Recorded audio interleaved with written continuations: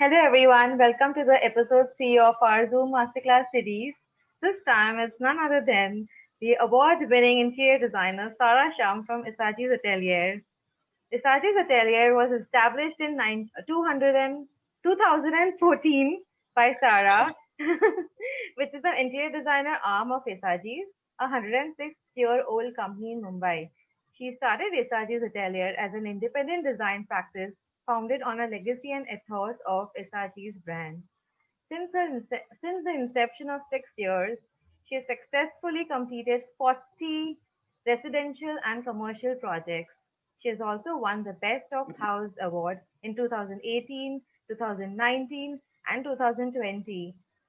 So in the last year, Isagi's Atelier won various awards including Top 10 Firms by India, by Elle Decor, the Women in Design Excellence Asia Award as Interior Designer of the Year, and Trends Magazine Award winner of Best Hospitality.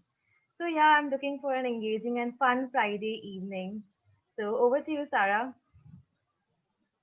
Thank you so much, Komal. Hi, everyone. I'm so excited to be here with all of you guys today. And I encourage you guys to, Firdaus, stop it. Don't be disruptive in the comment section. I encourage all of you guys to please leave comments in the comment section. I always prefer things to be interactive and engaging. I hate if I feel like I'm talking to myself.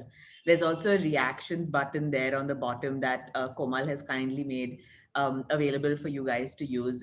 If there's anything that you guys like or appreciate, please do leave a reaction there so I know it's going in the right direction. Okay. So I'm gonna start with my presentation. I hope everyone can see my screen. Yes? Okay, great.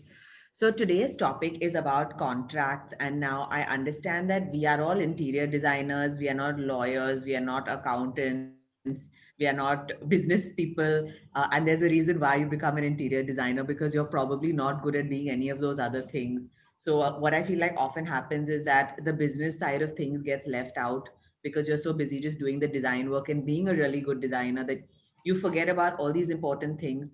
There are many instances where I feel like, someone's taken advantage of my niceness. And I have now become very strict with my contracts just to avoid this ever happening to me ever again. I'm sure many of you will be in the same position. So I hope today's session is helpful for you. I'm putting in every clause that you need to know when you are preparing a designer's master contract. So I'm going to start with setting up the contract. I get a lot of questions from people that are always asking, will my client actually sign the contract? I tried to get him to sign. He said, no, he's not signing. He doesn't agree to this clause or she wants this different clause, blah, blah, blah. So I'm just laying the foundation. And of course, we have a question and answer session that'll come up in the end. The first point is that you always have to put it on stamp paper.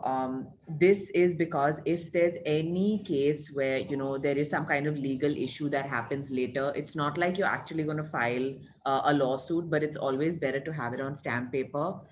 Stamp paper also looks very scary, so even if you print it on stamp paper, automatically makes it a lot more legitimate.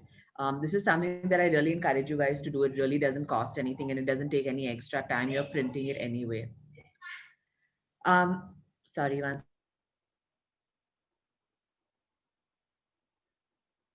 And can be just 100 rupees stamp paper, or is there a specific value? Because usually stamp papers depend on the value of the contract. You're on mute, Sarah. I just do 100 rupees stamp paper. I don't bother with anything else beyond that. It's just there to scare the client into realizing that this is a legal document and that this has some legitimacy.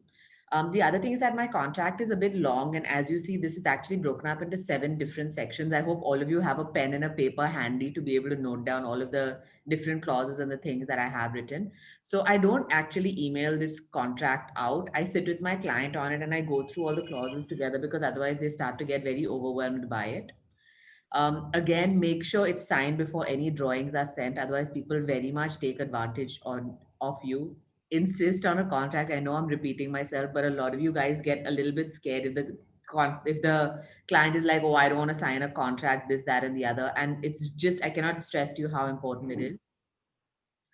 And what I have done is I have one family lawyer who I've asked for help on this document. It's just basic clauses, and it just helps if there is some kind of legal help that comes to you. Once you're through with this presentation, if you have any friends in the industry, please feel free to ask them and just see if they want to clean it up or add anything else that's helpful. So first part, you are setting up your contract. So you have your stamp paper, and the first page is basically you lay the groundwork on all the terms and ideologies, all the terms and everything that's written. So you say agreement was made on XYZ date. You say you introduce the project, the designer, and the client. So you're saying this agreement is made between ESAG's Atelier with registered office address XYZ with GST registration number XYZ and client name Firdaus Variawa residing at Rockside Apartments with PAN card number ABC. And then you also say that the client has agreed to carry out whether it's renovation, refurbishment, built from scratch for their work at, and you put in the entire address of the space measuring so many square feet. So basically this is your first introduction page, which lays the groundwork for what you're talking about in your contract. Part two, scope of work and general terms. So I think the first important point that I talk about, and this is why I want to talk to my clients in person about the contract, I talk about how many revisions are included in my design fee. So I talk about the fact that there are only 3 revisions that are included in my design fee and no more than that. What I do is if they ask for further revisions, each revision is chargeable. That I can do 1 revision, 2 revision, 3 revisions of my plan. If they ask for 6, 7, 8, 9, 10, I will charge them for every extra revision. This is something you can very much put in to your contract. Another thing I put here is about your 3D renders versus views. For me, I include SketchUp views into my, sorry, 2 participants raised hands. I'll just get to the questions in a little bit at the end. I'll get to all the questions together. Okay. I think that may be an easier way to do this. I'll go through this. Just please note down your question. I promise I'll get to this. 3D renders versus views. In some cases, I do include 1 round of 3D renders. So I'm talking about your 3D Max or something equivalent of that. I do include SketchUp views, and I include 3 revisions of SketchUp views into my contract. If there are renders that need to be made, I do charge the clients extra for the renders. Please make sure this is included in your contract as well. Oi, what happened? There. The third point I put into my scope of work is about my contractor. I say that the client will enter into a separate arrangement with the contractor. I am a designer. I can recommend a certain contractor. I don't do turnkey contracting. It's not an in-house thing for me. So I write specifically that I am not the contractor. The contractor is not me. You will enter into a separate arrangement with the contractor and you will pay the contractor separately, completely. Again, this is really important. Tomorrow, if the client comes back to you and says, oh, he put this wrong nail, I'm responsible for making sure the work is done to a certain quality, but I'm not the contractor. The contractor is a separate agency and will be dealt with as such. And very importantly, you have to define the role and responsibility of you versus your contractor. Now, in some cases, designers do take full responsibility for everything the contractor is doing. Certain other people say, I will only provide the designs, the contractor's responsibility. You have to think about how you want to structure this and what makes sense for you. I will tell you what I do. I say that I'm a designer and the contractor is a separate person. I am here for designing. I will make sure that the designs are done up onto a certain level and quality, and I will keep supervising the site. But the contractor is a separate agent, and I am very clear about that right from the beginning. This is very important also. Sorry, I keep saying it's very important because for me, I think so many clauses are very important. Specify all the drawings included in your scope. So I literally write into my contract, I am going to provide plan, furniture layout, measurement layout, civil layout, plumbing layout, electrical layout, switchboard looping layout, wall elevations, your toilet elevations, light fitting specifications, electrical looping, switchboard drawings. I mentioned all of this point by point by point by point, all the drawings that are included in my scope of work. The reason why this is important, tomorrow the client will say, oh, why haven't you given me, I don't know, a bloody working drawing of how the brick joinery happens? And I'm like, I'm sorry, that was not part of my scope of work. So it's very important that you please specify all the drawings. It's okay if your contract becomes 10, 20, 30 pages. Specify all the drawings and go through this with your client. These are all the drawings I'm going to be giving you. These are all the views. So this is again laying the foundation for what the expectations are between you or your client, which is why again I'm saying it's so important for you to sign a contract, because all these expectations are clarified from day one. There's much less problems later on down the road. Again, you need to clarify your involvement in the execution phase in the contract itself. So I do a once a week site supervision, and I hire a site supervisor that comes in and does a check-in on the site, or the contractor has an inbuilt site supervisor that checks in with me. It's either one of the two. So you clarify your involvement, and I write this as a clause in my contract. I will do weekly site check-ins, and there will be a site supervisor that is assigned from the client side or from my side. That also you figure out at this point who's going to do what, and then you clarify this point with your client. This is based on how you work and how you would like to do things. And finally, timelines for project execution. So for me, we take about 2 to 3 months for the design process, right up until the BOQ and quotations phase. And then we ask for 6 to 8 months. This is super important. We put an end date to this. Say this contract is valid from 9th October 2020 to 9th October 2021. And there are clients that are like, oh, but what if the project runs over, or what if whatever happens? I'll tell you how to deal with that in a minute. Part number 3 is your professional fees for the project. So how much you're going to get paid for a project. So I'll say my fee for this project will be X. I also write, if the client fails to make the payment within a specified time, the designer can stop work up until the payment is made. This is really important. When I raise an invoice, I would like that invoice to be cleared within a week. If it's not cleared within a week, I'm going to stop my work. That is a problem. I'm not just going to be here to do free work for anyone. Please put this into your contract. Please ensure you have written that no government taxes are applicable, because otherwise, if you say your fee is whatever, 1 lakh or 2 lakhs, they'll say, oh, but we thought this was with GST. There are lots of very clever people that will try and squeeze you like this. Please don't get squeezed. Here we go. Fees should be paid within 1 week of raising the invoice. This is very important. I mentioned a payment schedule, what gets paid at what age. So you have your entire design process. Obviously, first you have your mood material charts, your AutoCAD plans and whatnot. So there is a certain payment tied to each one of those deliverables that you give, and you can decide how much you would like to get paid. Industry standard is that about 60 to 70% of the payment happens during design phase, and 30 to 40% happens during execution phase when you are a designer. If you are a PMC, it will be different. There will be a lot of payments that are linked to the execution phase. So this is something that you know from your work experience and what type of payment schedule your clients are willing to do and how usually Part 4 is project implementation. Okay, so this is my 4th part in my contract.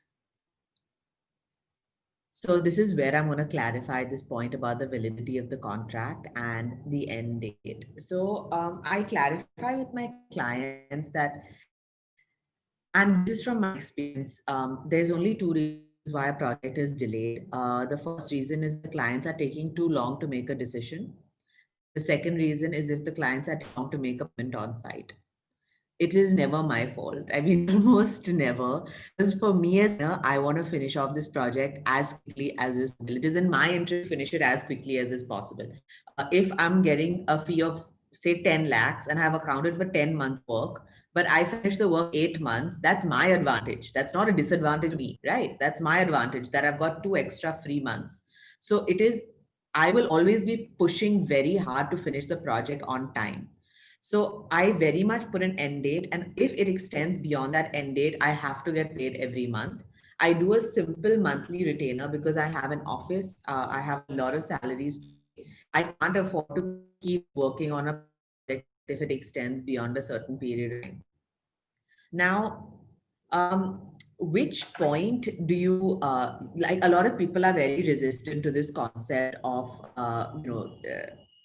mentioning an end date. A lot of clients are resistant, so this is something that you do need to have a conversation about. All my clients have agreed to this, and they do understand this. I talk to my clients now in the world of COVID about the concept of a pause. So there's a lot of building around locations for work.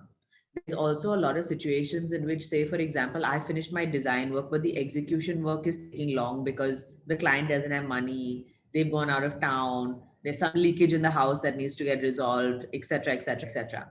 So what I do is I have the concept of a pause in my contract, and I literally say, if we would like to take a pause on the project by mutual consent, we can have that discussion and we can continue with the pause. So what a pause basically means that if, say, Firdaus is my client and he says, Sarah, listen, I don't want to do the work now. I want to do it in 2 months. I say, okay, we hit pause October 9th, November 9th, December 9th. I will do zero work. I'm not at your beck and call. You can't just keep calling me, say, give me this drawing, give me this thing, I'm on pause. So for those 2 months, I will not do any work because you have whatever issues you're having. And then when you like me to do work, you tell the contract very get adjusted based on that pause. You have to understand you are getting paid for your time. If a project is supposed to be 6 months, the project becomes 1 year, you are losing money. You have to explain that to your clients. And this is something you have to be really strict about. All permissions need to be from the client side. So I can't tell you how legally important this is. You should write all fire permission, all building permissions, all BMC permissions, all society NOC, any kind of legal permission are not your responsibility. And I'll tell you why. I don't know how many remember, but there was a fire that happened at Kamla Mills, okay, where there were some BMC rules that were flouted. Who got pulled up? The interior designer. The interior designer was almost taken to prison over this. Now, it is not the interior designer's responsibility to get the permissions. The owner of the property has to get all the permissions. So if there is a watertight contract like this in place, you can never be in that position. And actually, after the Kamla Mills fire that happened, that's when I contacted my lawyer immediately saying that tomorrow, if there is something that happens because the owner of the building has done something illegal, as the interior designer, I'm not going to go to prison. I don't want to get caught for anything. So you have to be careful. It's a very real thing that can happen because you don't know what's legal and what's illegal. So, if you're a licensing architect, it's different. But if you are an interior designer, this is not your cup of tea at all. This is piggybacking off the video that I just did, the IGTV. Mention my office hours and when they can contact you. I tell them in the contract that my office hours are Monday to Friday, 10 to 7. I tell them from day one, I will answer your call if you call me outside office hours. If it's something life or death urgent, you can message me and I will get back to you. I deem it to be urgent enough. I'm usually really nice about these things, but I mention very clearly what my office hours are, and I tell them not to call me outside of those office hours. I don't want to be disturbed. I also put a clause in talking about leave days and off days. Your clients should know that you do have a personal life, and if you want to take a leave day, you can. But what I do tell them is that I will give them 1 week notice, and I will not disappear anywhere without giving them 1 week notice, which I think is fair. Part 5, ownership of documents. This is something you need to discuss with your clients. A lot of builders maintain the copyright of all the designs. If they do, you should charge them more money because design copyright should remain with both you and the client under all circumstances. If they are wanting to take exclusive copyright, that means they are that this is a design of XYZ builder, whereas it is actually your design. So you have to be clear the copyright remains with the designer and client. Ideally, it remains with the designer because this is your design. But in most cases, you do that the copyright remains with the designer and the client. I get a lot of messages from people saying that, oh, ma'am, I finished this site. My client's not letting me photograph. What do I do? Clarify it in the beginning. It's your fault for not asking in the beginning. You have to clarify before you sign on. I'm going to take pictures of the site. If you don't let me take pictures of the site, again, you have to charge a premium because you can only get more work if you have work in your portfolio. And if they're not letting you take pictures of the site, that's going to be a problem for you to get further work. So there very much is something called, a non-disclosure agreement, which your client may make you sign if they don't want any pictures taken. And you can charge them a fee for signing the non-disclosure agreement. This is a very real thing that happens. Imagine if I'm doing a 10,000 square foot office. I've never done one before. My client doesn't allow me to take any photos. Tomorrow, another client approaches me for 10,000 square foot office. I have no photos to show. I have nothing in my portfolio. So that's a huge disadvantage to me, even though I've done the work. So you can very much charge someone for this, but please clarify you can take pictures of the site. When you are getting the work published, a lot of people are okay with it getting published, but they never want their name, address, or to come in. Whereas some clients like Firdaus want their picture pasted everywhere. So please clarify from them from the beginning. If tomorrow I approach a publication, are you going to be okay? Because like say, for example, Casa Vogue, they want the clients to be there in the pictures with the designer. So I would like to clarify from the beginning what is okay and what is not okay. You have to decide as a firm whether you do as-built documentation. That means the project is completed. You go back into the project, you measure everything, and you take a full new set of or completed set of drawings based on what actually has happened by the time the project has ended. Some people require it, some people don't, but please understand, what as-built documentation is going to be provided. This is, some point that I covered. How much information are they okay disclosing when something is getting published? And if it's a commercial project, ask them if they're okay with people coming to see the project. Ask them at this stage. Don't ask them when the project is completed. Ask them at this stage, are you okay if I've completed my project? If someone wants to see past work, can I bring them in? I never let anyone see a residential project. I find it to be huge infringement of their privacy. I want someone trampling through my client's bedroom and bathroom saying, oh, what finish have you used here? And what is this bed sheet made of? And what material is this WC made from? I just find it awful. I don't want to spoil relations with my clients. So I do this for residential projects. But for commercial projects, I very much ask because, it's a public space. So most are okay with it, but ask them. Part 6 is safety, security, cleanliness, and travel. The watchman always has to be from the client side. It is their site, it is their property, they provide security, and that is something that is the client's responsibility. Please clarify this. The contractor needs to keep the space clean. I also put this as a clause in my contract that, the contractor's responsibility is to keep the space clear of debris, because what happens is that a lot of times there's a lot of debris that's there and they don't get the tempos in a timely way to clean it up. And this causes problems for a lot of building societies. So this is another clause that this is a clause I've spoken about before. It's a clean bathroom clause for designers. I don't know how many of you guys have heard of this clause before. Basically, I'm on construction sites the whole day and I don't have a clean bathroom to use. And I have a team which is very woman dominated. And it's honestly really difficult to go to a site where you can't use the bathroom. So I do ask my clients in advance to provide a clean bathroom for me and my design team.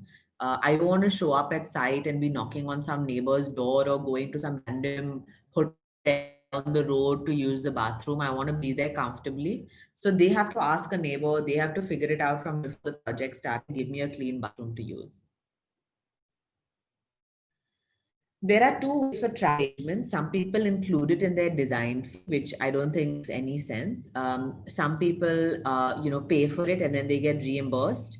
And some people ask the clients to pay for it directly. So you just have to figure out what your arrangement is for travel and put that into your contract as well. This includes flight, hotel, food, and your airport pickup and drop off, and a car for your entire stay while you're there, because obviously you need transport. So all of this stuff, you need to just clarify who does what.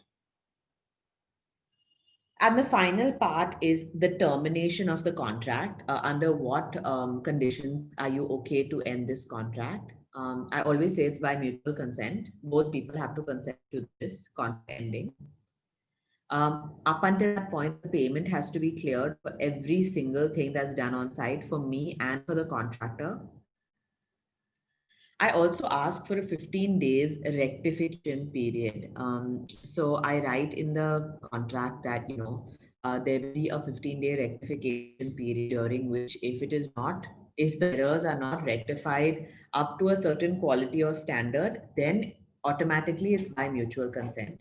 So say if the client tells me that they're unhappy with something and they would like to terminate the contract, they have to allow me 15 days to rectify whatever that problem is. If after 15 days the client still feels like the problem is not going away, we can terminate the contract. So you determine how long you would like this to be: 15 days, 10 days, 30 days. That's something that you can discuss.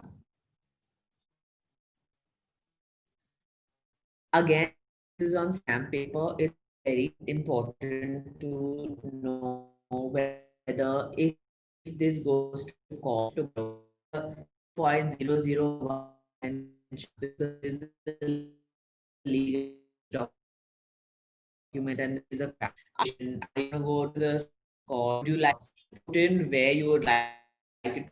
To me, arbitration is, but I mean, it's a very expensive test.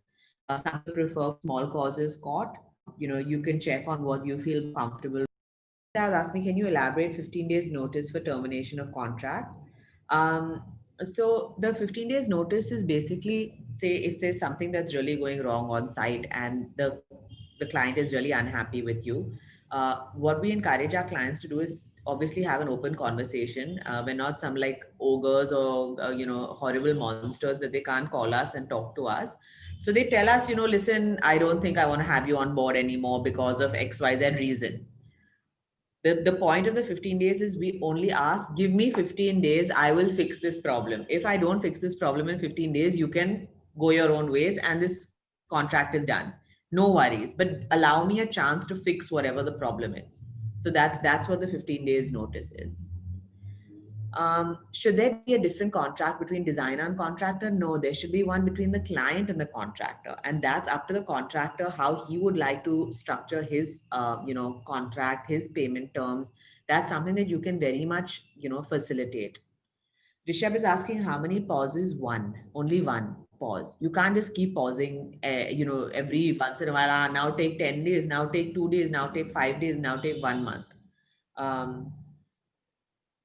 Most clients don't know which drawings are needed for the execution, so they may not be okay with mentioning drawings in the contract. I don't agree with this at all, Stuti. They'll know what drawings are required, so you should mention it in the contract. You're just clarifying expectations for everything. So Rishita says, how do you deal with changes in site conditions in case there's a massive leakage that shows up post breaking the space? So this is a very, very good question, actually, Rishita.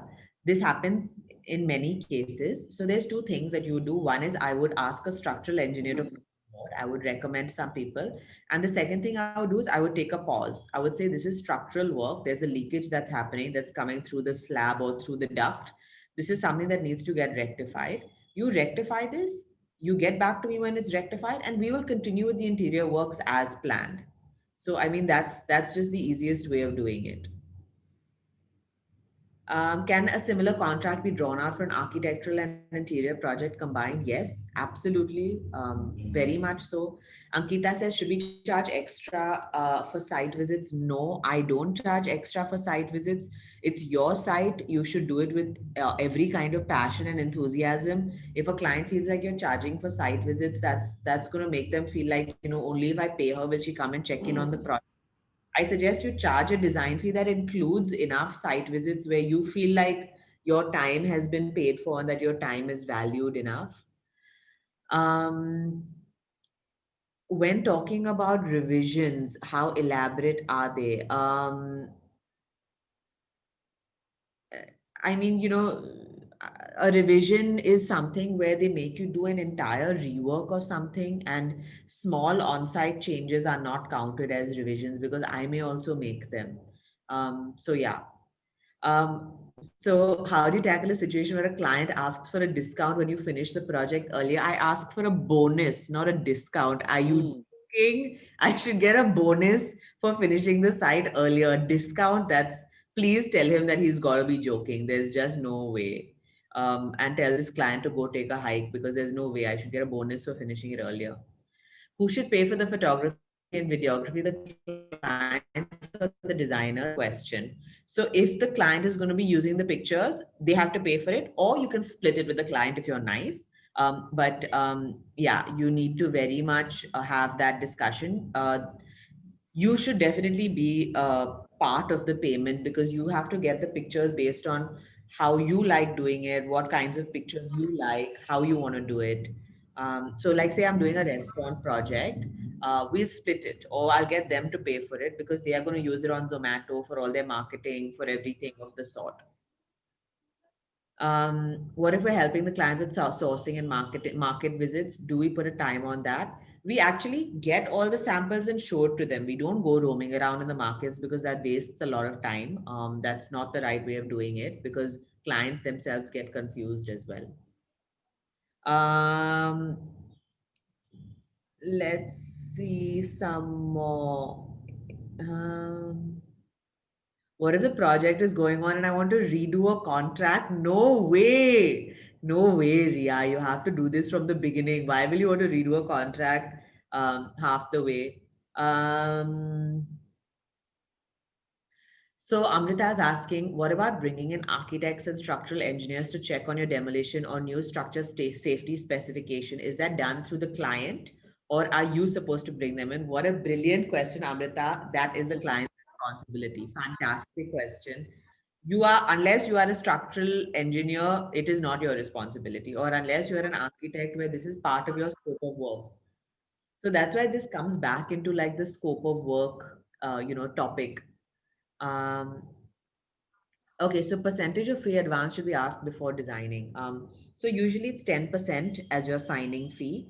And then after that, every drawing that you give, it's either 5% or 10% of whatever your total fee is.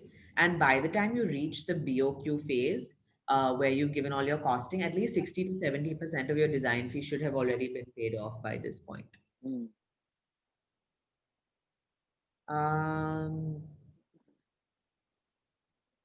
Let's see.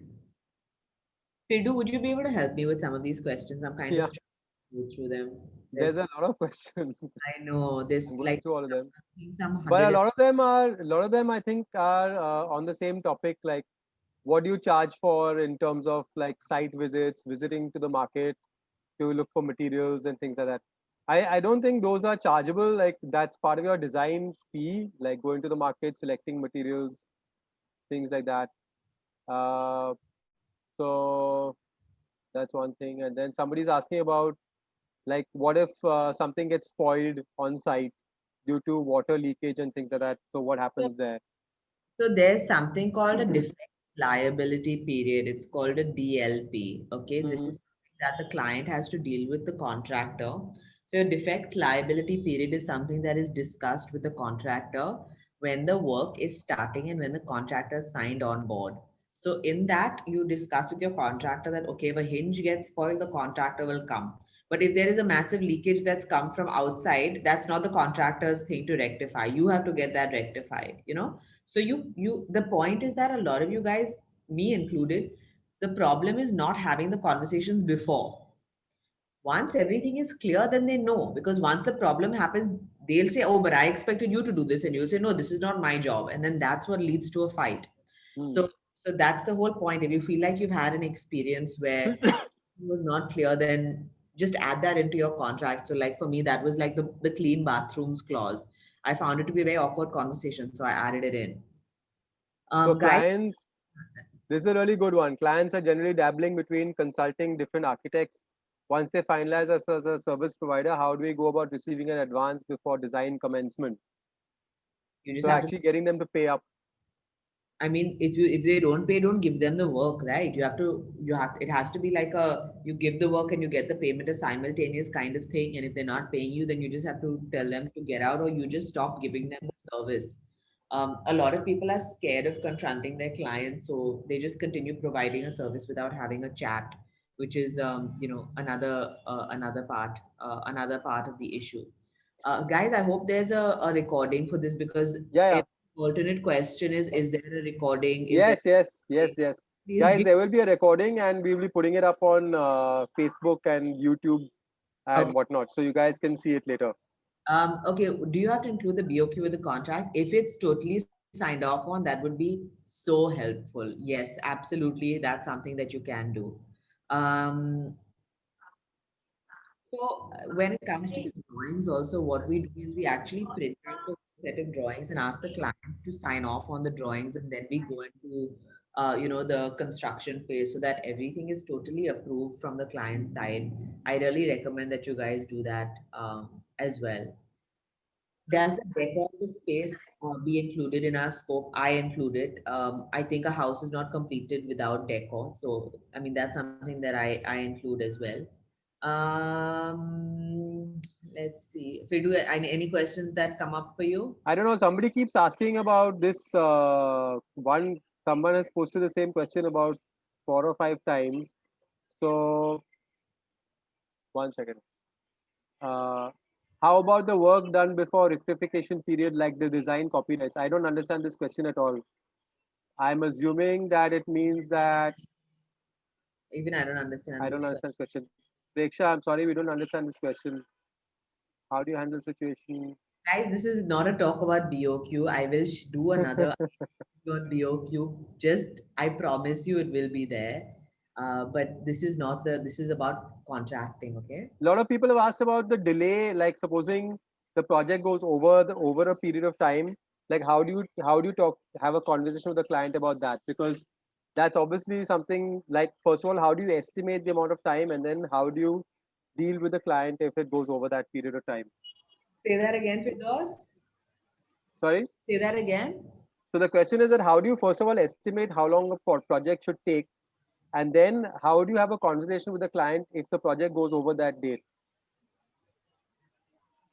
Like, You have a PERT chart that's created, which has all of the timelines and everything there on it. And if it does extend, you need to tell them at every point why it's extending or what the reason is for the extension.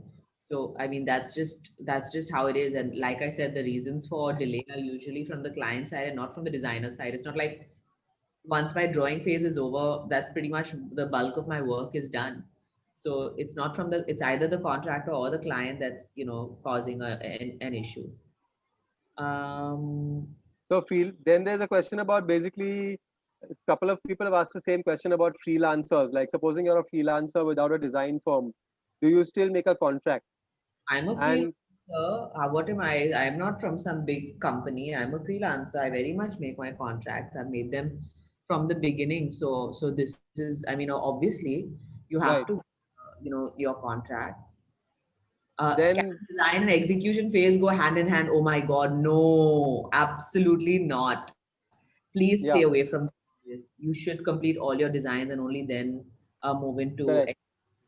A lot of people are asking about cash payments. I think the key is to stay away from them. We're living in a demonetization kind of world. I really can't speak to the cash topic. And a lot of people Vaibhav is asking, what if one's starting off and doesn't have a GST number? I mean, that's okay. That's your choice. You should apply for one. It hardly takes a couple of days to apply for one. So I just don't see why you would not, because at some point, if a larger company wants to hire you for a project, you will have to have a GST number because they get an offset. They won't hire people without a GST number. So if it takes, so little time to do, why wouldn't you just do it? Correct. And for the cash component, I would say that regardless of whether you're taking your fees in cash or you're taking it in check, the whole purpose of this contract is not really so that you go to court. The whole purpose of a contract is that so that you're clear with your client what the understanding is. Most contracts are not written with the aim of going to court. You're just basically making it clear. Look, this is what's been agreed between the two of us. This is the scope of work. These are the fees. Whether you Agreed. take your fees in cash or you take it in gold coins or whatever. At the end of the day, it's just an understanding that you have with your client. Write it down somewhere so there's no confusion later. That's the main thing. Okay, so Akshay is saying, and I know this is a common problem, many clients want designers, contractors to do the site work. And then if a mistake happens, the client blames the designer because the designer has referred the contractor. How should we deal with it? I actually, from the first meeting I have with my clients, say that all contractors are awful. I just get along better with a few of them, which I will recommend to the project. But I start out by saying these are not my contractors. I don't know them. I mean, they're not like my brother, my cousin, my own firm, blah, blah, blah, blah. We will deal with them as contractors, but these are just better guys. You and me have to both be comfortable with the contractor that we're hiring. So you have to make it clear from the beginning and reiterate this point many times so that in the end, if there's any issues, they shouldn't be pointing fingers at you, saying your contractor, your fault. Because a lot of times it's their contractor and there's still errors on site. Also, I think it's important for the client to understand that you are a neutral party between the contractor, the vendors, the suppliers. And someone asked a question about, when you get quotations for various materials and for various services, do you straight away just pass it on to the client, or do you put a percentage of that, do chadao something on that and then pass it to the client? So I would say that if you do this thing of chadawing things and taking a cut here and there, then your position of neutrality will no longer be valid. People will not consider you to be a valid neutral party, which can lead to more problems for you. So it's better to just be neutral and say, look, I'm not getting anything. I'm here to do my job, and I'm like between you and the contractor and whoever else is there. Why don't we have a few people raise their hands if their question has not been answered yet and let them come on to the webinar and we can unmute them and have them be a part of this. So if you have There's another important question I think that Navya asked is that how do you manage the last 10% payment? So that's, I think, a really interesting one. So I only leave 5% for like the end. And literally like I'm very particular to follow up on the snagging and the completion because often what happens with me, and I've noticed this in the past, I just like when the project is handed over, it's like, oh yeah, happy, happy, smile, smile. But then I don't actually raise that last invoice in time. So I have become very kind of particular that as soon as it's over, I make sure I go and meet the client a few times. Is this an issue? Is this an issue? Is okay, solve. Call the contractor, solve all of this, and then I'll immediately be like, okay, everything is cleared. I want my invoice. And if they say, oh no, not now in 1 week, I raise the invoice, I send it to them, and then I'll just keep sending them reminders. So don't just let it slide and then like 2 months later being like, oh hi, my fees actually were not cleared. Like don't do it that way. That last payment is difficult to get out of them. So you have to be a little bit more aggressive with that. If anyone wants to raise their hands, please. Someone has asked a good question about basically when designers are starting off, usually their projects are from their friends or relatives. So how do you raise the topic of fees and contracts and things like that with them? I definitely have the same exact discussion with them. Uh, 1 second. I'm asking Kitika to unmute because she's raised her hand. Hello. Hi. Hi, Sarah. How are you? Good. How are you? I'm fine. Thank you for this wonderful session. Actually, Okay. the one thing I want to ask, I'm just starting my career now. I'm a junior architect. So, like people like us, how do you tell like when to issue drawings accordingly? Should we mention that in the contract, or how do we go about issuing the drawings? So I do mention that in the contract, saying that first you're going to get your mood board, material chart, and CAD drawings in phase 1, and then in phase 2, it is like you'll get all of your views or your other technical drawings, etc., and the renders and whatnot. So I mention all of that very much within the contract. That's Oh, something. okay. Thank you. So there's been a really good question that, when people are starting out in the beginning, clients try to pressure them into giving them, mood boards and presentations and do a lot of design before they actually sign the contract. So how do you deal with that? So 2 questions. I didn't answer the friends and family one properly, I think. So friends and family, I actually stay away from very close family. The only people I've done a home for was my parents, and we fought tooth and nail on that one. So I mean, that was really like quite the experience for me. But like first cousins, aunts, uncles, they've all asked me. I just say no because I feel like even my best friend, my Rakhi brother, asked me, and I said no because I am a very different person as a friend, and I'm a very different person as a professional. And I know Firdaus will vouch for that. In my workspace, I'm very kind of, this is the job, this is the work, here is your deliverable, and this is how much time it's going to take.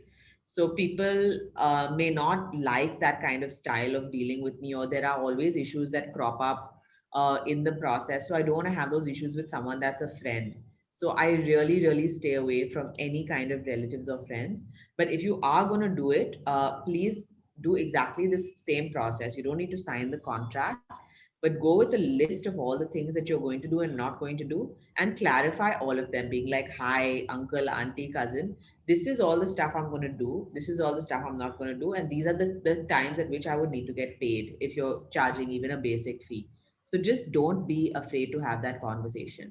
And the other thing is about, people taking advantage of younger designers that and making them submit all these kinds of drawings before they get signed on. I hate this system. It's awful. And trust me, even as someone that is a medium designer, I also get asked to do this. Now I just have the sense to say no because I know people are just shopping around for free ideas, and I'm not interested in doing that unless it's something really lucrative or I feel like the client is trustworthy. But I have a few pointers for this. So Firdaus is correct. Don't do anything for free, like ever. Really, please don't.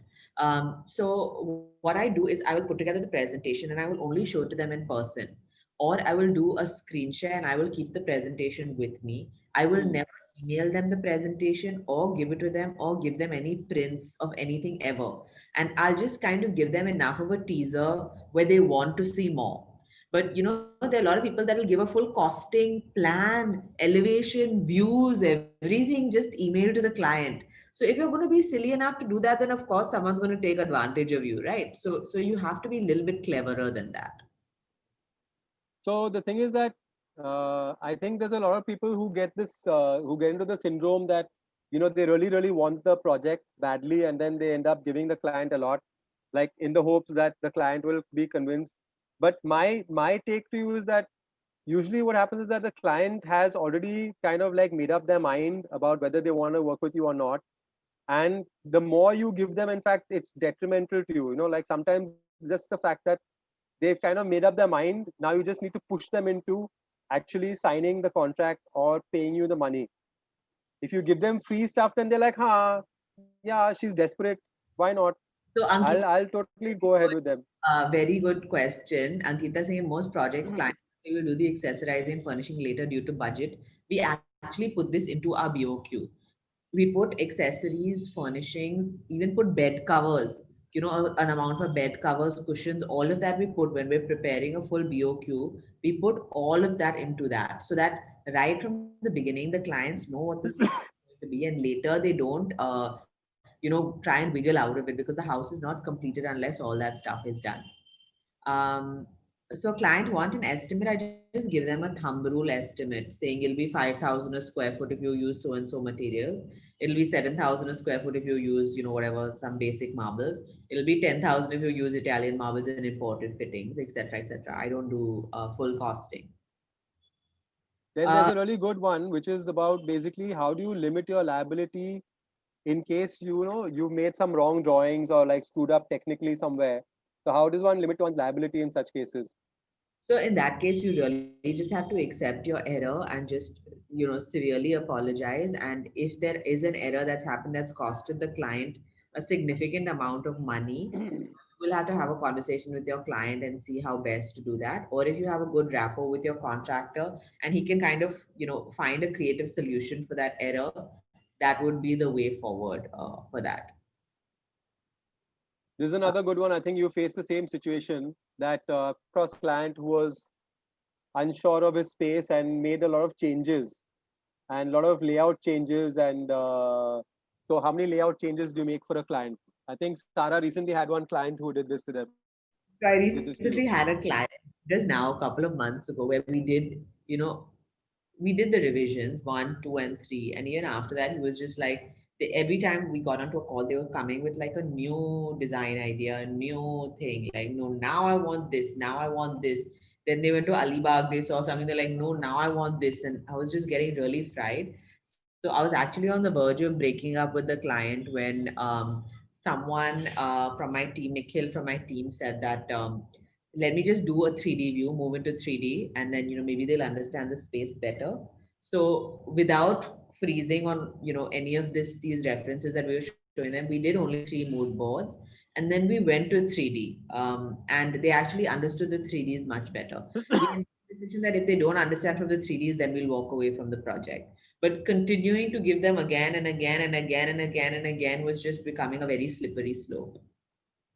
Um, So any other? here's another one about someone is asking about how do you estimate the cost. So you're saying basically just take it as a per square foot cost. Yeah. Take it as a per square foot cost for this kind of thing and say that, look, I mean, it's generally going to be 3,000, 5,000, 8,000, whatever. I think that's how I've been dealt with as far as I've been, when I've dealt with interior designers for my projects, I usually get like a per square foot cost. And then you have a benchmark based on that. So for the stylist, a couple of questions. Amrita and Falak are asking about the stylist. So the stylist charges whatever the stylist charges for the space. And then after that, if the client likes any of the accessories that have been put in, they very much have the right to buy any of that stuff and speak to the stylist about it. Sometimes I bring my own styling materials. Literally, I pick up all the plants and the photo frames and everything from my house. I put it there for the pictures and I take it back. In cases where there's really like a bare shell for the space, and then in other spaces we hire a stylist if required. So someone has asked about basically that clients always have their budgets and want more in that budget. You have to set their expectations from the beginning of what is possible. Yeah, I think Because that's a very valid point. there are a lot of memes, right? Like, that the client budget will be like the Titanic, but like the reality is like one dinghy boat with like a fishing rod attached to it. So Yeah. if you're giving them dreams of the Titanic by showing them Pinterest reference images of this amazing space, the reality is that they can only afford Nitco tiles and Jaguar fittings, then they're not going to be so happy with the outcome. So you have to adjust the expectations right from the beginning. Yeah. Um, so is it okay if another designer works on our project done by us because the contract is over in the middle? Yeah, it's fair. I mean, the space has to get ready some way or another, right? So if one designer has left a project halfway through, whether they've got fired or they mutually left or whatever it is, someone has to come in and complete the work, whether it's you or whether it's someone else. You just have to see if the projects and the clients suit you. And there is a question raised as to why the previous designer was fired or why it didn't work out. As long as you're satisfied with that answer, you should very much go ahead with those clients. I'll take the last couple of questions. Let's have someone. Priyanka has raised her hand. I'm gonna ask Priyanka to come on. Priyanka, ask to unmute.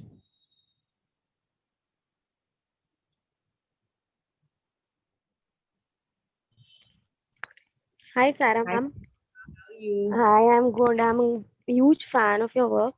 Fine. I actually wanted to know whether you have a team of your own, like your own carpenters, plumbers, electricians, and whatever. Um, so if no, how do you ensure the quality that is executed Yeah, on the site? Like, I do have my own team. I work with multiple contractors, but now I only, so earlier I used to be open to working with any contractor that my client recommended, but now I have become very particular. I will only work with the contractors that I've worked with before that I can vouch. Yeah, Firdaus, this is what I was talking about. So now So I'm yeah, always remember this, guys. expectations. Um, I've become very particular that I'll only work with the contractor I've worked with in the past because I know the type of quality that they're doing and I know that that is up to a standard. So then I'm not feeling insecure that, tomorrow some other contractor comes, he's saying marine ply, he's putting commercial ply, he's saying expensive veneer. He's putting some horrible, veneer that's chipping off from everywhere, because I can't sit and break my head over all this stuff. The whole project and the timelines go for a toss. So that's just how I do it. Okay, thank you. No worries. Nikita, I'm going to ask you to unmute. Nikita, Nikita, how are you? I'm good, dear. I'm very a big fan of yours, and I really follow all your attitude. I just want to ask one thing, of the station, like they contact you from social media, and if they want any designs, right? So how do you deal in that case? How do you finalize the plan and all? Sorry, how do I finalize? What if you're saying that what if they come on social media, find stuff, and then like tell you to design it according to that? Nikita, I didn't understand the question. I've asked you to unmute. Yeah, sorry. I'm asking you, like somebody is asking you on the all things from you, like how to conclude that plan, because we are far away from each other, right? So if they want some plans, yeah, if they want some plans regarding the details and also how to deal in that case, dear. I'm just asking. That's a really good question, Nikita. So what we basically do is right now, even in a pre-COVID world, we actually completed all of our design in a digital way. So the first thing is we have the clients have a surveyor come in and measure the apartment. Okay, so they have to send us. I'm not coming there and sitting with a bloody measure tape and measuring all of that stuff. Those days are gone. It doesn't cost much to have a surveyor come in, and those measurements are more accurate than us standing with the tape and measuring, because they have specific measurement tools. So we have a surveyor come in, and along with that, we also do a Zoom or a WhatsApp video walkthrough with me and my entire team of the full space, so that we understand the space. And then all of the design phases and the drawings and the payments works exactly in the same way. They give me 10% when they've signed. They give me 5 and 10% at every, proper interval. And then before we go into execution, we do one site visit where we do the line out marking on site. We meet with the clients, we meet with the contractors that are finalized, and then we go ahead. So this is how we deal with outstation projects, and we will make that flight or that trip for that one line out marking meeting. But that first 2 3 months, we completely do everything digitally, and it works perfectly fine. That's how firms in Singapore, Hong Kong, Dubai have been working for donkeys years, doing some of the world's biggest airport projects, hotel projects, all of that. So how come we are not able to work like that? How is it possible that only in India we have to go to site every day? I have to meet the client every day. I have to sit on the contractor's head every day. This is not how we're supposed to be working. We're designers, we're not site supervisors, we're not contractors. And if you start behaving like one, then they'll think of you as one. So you have to draw that limit, and you have to say, I'm sorry, this is not my responsibility. I'm a designer and I'm not going to be doing this. So you draw that line in the sand, and that's why this contract is so important. You tell them from the beginning, I'm not going to show up every single day to your site to check that one nail has gone 3 mm off. This is not my responsibility. I will come every week. I'll make sure a competent contractor is there on the job. And then I will make sure that the project is handed over, but I'm not going to be there all the time to handhold the contractor. Contractor is so dumb, we shouldn't be hiring him in the first place. Drishti, I'm unmuting you. Hi, Sarah ma'am. Hi, how are you? I'm good. Thank you for all the knowledge that you've shared with us. Most welcome. My pleasure. I have a question. I'm a young designer who's just started out. I want to know how to contact a client without being pushy who has halted the project after signing on the BOQ design and contract for more than 6 months due to COVID and is not giving me a resume date. Okay. So in this situation, I think honestly, you just have to write an email, write a message, and let it sit, because the client obviously must be going through something. Everyone is going through something in COVID. We all have our own problems. Actually has COVID. So it's not easy. A lot of people's cash flows have been really severely affected. I would honestly not pester. I would just do one or two follow-ups, and I would start looking for alternate jobs, alternate work, and putting word out there, which I know is easier said than done, because nobody is really, hiring that aggressively in COVID. But Drishti, I would not scare away my client by constantly pestering him or her. knowing that they may not be ready to resume work. Just But know. I think at least to get some estimation from the client would be good so that you can say, look, I'm taking on another project. Worrying her, then what is she supposed to do, right? She can't just keep asking him again and again. No, as in if you say like, okay, you think you'll be ready after 6 months, then I can at least take on another project kind of thing. So that it's kind of like becomes clear. Or the client may say, no, next month I'm getting a big payment, we'll start again. So at least you know that maybe I shouldn't. Drishti, I'm assuming you've asked once, right? And then you've not heard Yeah, back. I did. So the client was himself unsure as to when he would like to resume. I haven't asked the second time because I'm finding it too pushy from my end, considering the COVID. When did you ask last? It was 3 months ago. Ask him again. 3 months is enough time. And ask him in a way saying like, hi, whatever. I would just like to know because I'm trying to plan my own workflows and plan on when I'm taking on additional work. If there is any work happening in the near future, I'll make sure to keep my time free. If not, please let me know. So then he'll respectfully let you know because you also have to plan your life and your work. You can't just sit around waiting for this guy to call you. Now here's a good question. What do you do Yeah. if there's a something on site which the client doesn't like after you've installed it? So you agreed on something, now you got it to the site, you've installed it, blah blah blah. And now the client is, I don't like it. Now what do you do? Too bad. I mean, honestly, too bad. If they want to pay for getting it changed, fine. But I mean, if they've signed off on it, then too bad, really. If you want to pay to get this whole thing redone, then your call as a client if you don't like it, because this is what we've agreed on. As a designer, I think this is what looked good. So it's your call. You want to pay again and redo the whole thing, tear the whole thing to shreds and redo it and pay all the money again, go for it. Totally your call. Okay, guys, we'll take I one think we should end it. This can be the last question.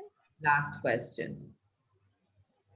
Last one, I'll do a quick one. If unfortunately the contract ends midway, how do the fees work? So up until that point, say if you've provided, whatever, more than half of your documents, in your contract where it says the design fees part, how much you're supposed to get paid, up until that point, how much you're supposed to get paid, you have to make sure you get paid that amount, and then it gets the rest of the payments, obviously you don't get, and the contract is terminated.